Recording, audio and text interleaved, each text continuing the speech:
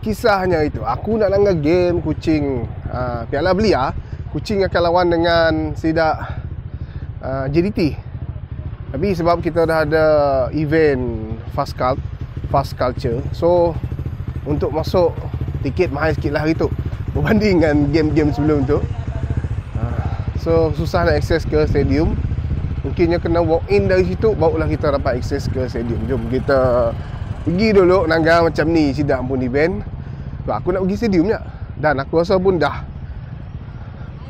nak habis dah game dah. Pukul 5.30, tinggal 15 minit je lah.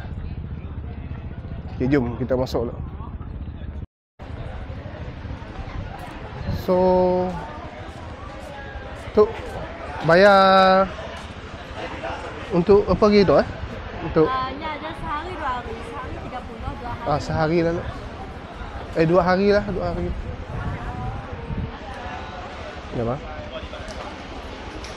Sehari, 2 hari. Terbang. Okay, so itu kita nak pergi event. Tapi nak pergi konsert berapa hari dah? Berapa hari? 99 nak? Yes, 99. Konsert 99. Semalam. 2 malam, 180. Okey.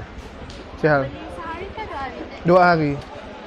So situ tu apa beza tu Fastlane? Fastlane apa? Punya dah beli online tiket. Okey. Tiket semua boleh. Okey. Ni saya lagi. Okey, ini Sebenarnya tu first time je lah aku pergi event kereta tu. First time aku pun nak cerita kereta aku pun cerita elak sebenarnya. Tapi why not nak kita nak langgar. Sebenarnya banyak lah kereta-kereta mewah tu yang mungkin kita si pernah langgar depan mata lah. So hari tu kita langgar lah apa kereta yang ada, apa yang kita boleh layan, langgar. There are so many cars here today. And aku boleh kata banyak kereta mewah. Dah rugi kita orang si pergi ke program Fast Car tu. Tapi aku sebenarnya nak pergi stadium Sarawak je sebenarnya. Aku rasa sempat kali 5.30 tu.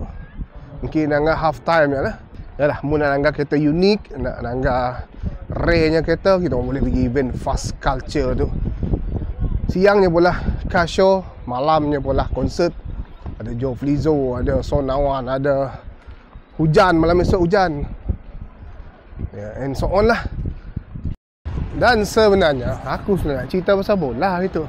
Tapi dah halang nak aku sampai dekat Fast Culture tu. Dan aku boleh menyaksikan banyak kereta-kereta yang unik dan rare, bhai. Kau dapat langgar kereta tu memang unik dan rare. Mungkin kau si pernah langgar kereta Lamborghini ke, BM ke, apa benda tu, for sale. For sale. Mustang.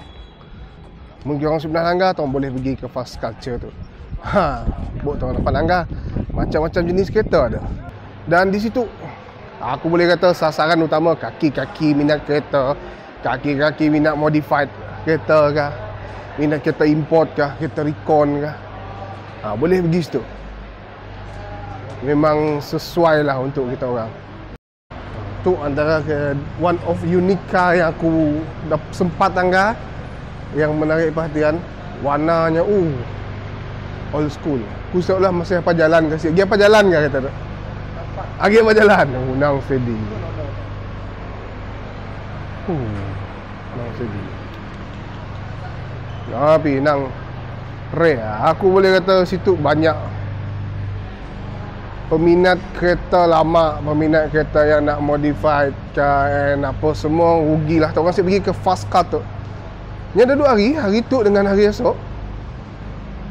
Kita orang masuk nak langgar show je pun 30 je bang. Dengan RM30. Aduh, macam-macam kita boleh langgar. Tu kereta Honda pun aku mesti pasti model apa.